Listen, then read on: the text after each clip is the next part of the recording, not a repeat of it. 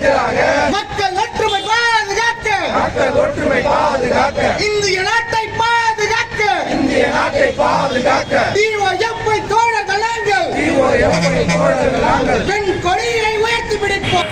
1980ஆம் ஆண்டு நவம்பர் மாதம் 1 முதல் 3ஆம் தேதி வரை விடுதலை போராட்ட வீரரும் எங்கள் அமைப்பினுடைய ஆதர்ச நாயகனுமான மாவீரன் பகத்சிங்கின் பிறந்த அம்மாநிலத்தில் பஞ்சாப் மாநிலம் லூதியானாவில் அம்மாநாடு நடைபெற்றது. அந்த மாநாட்டில் நடைபெற்று ஒரு வெள்ளை நிற கொடியை நாங்கள் அதனில் இந்திய ஜனநாயக வாலிபர் சங்கம் ஆங்கிலத்தில் டிஒஎஃப்ஐ என்று பொறிக்கப்பட்டு 5 முனை நட்சத்திரம் கொண்டு ஒரு கொடியை நாங்கள் உருவாக்கினோம். இயக்கம் டிஒஎஃப்ஐ காந்திய வழியிலே இந்த தேசத்திலே நன்றி இழக்க வேண்டும் என்று களத்திலே செயல்படக்கூடிய இயக்கம் தான் டிஒஎஃப்ஐ. டிஒஎஃப்ஐ பல மாற்றங்களுக்கு விட்டிருக்கிறது. இந்த கொடி பயணத்துடைய தலைவர் நாயகன் அரசும் சேட்டினுடைய நினைவு.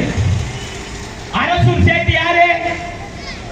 சிவகுமார் எனக்கு முன்னால் பேசுகிற போது 1987ஆம் ஆண்டு ஜனவரி 18ஆம் தேதி இளைஞர்களுக்கு வேலை வாய்ப்பை உருவாக்க வேண்டும் என்று உன்னதமான கோரிக்கைகளை முன்வைத்து இந்திய ஜனநாயக வாலிபர் சங்கம் குமரியிலிருந்து சென்னை நோக்கி சைக்கிள் பிரச்சாரத்தை நடத்தி சென்னையிலே நுழைகிற பொழுது சைக்கிள் பிரச்சாரத்தை தடுத்து நிறுத்தினார்கள்.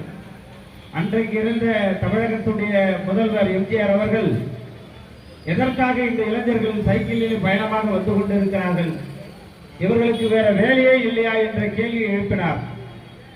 இந்திய ஜனநாயக வாலிபர் சங்கத்துடைய தலைவர்கள் சொன்னார்கள், எங்களுக்கு மட்டுமல்ல தமிழகத்தில் இருக்கக்கூடிய இளைஞர்களுக்கே வேலை இல்லை, வேலை கேட்டுதான் எங்களுடைய சைக்கிள் பயணம் என்பது சென்னையை நோக்கி முதல்வரை நோக்கி வந்து கொண்டிருக்கிறது.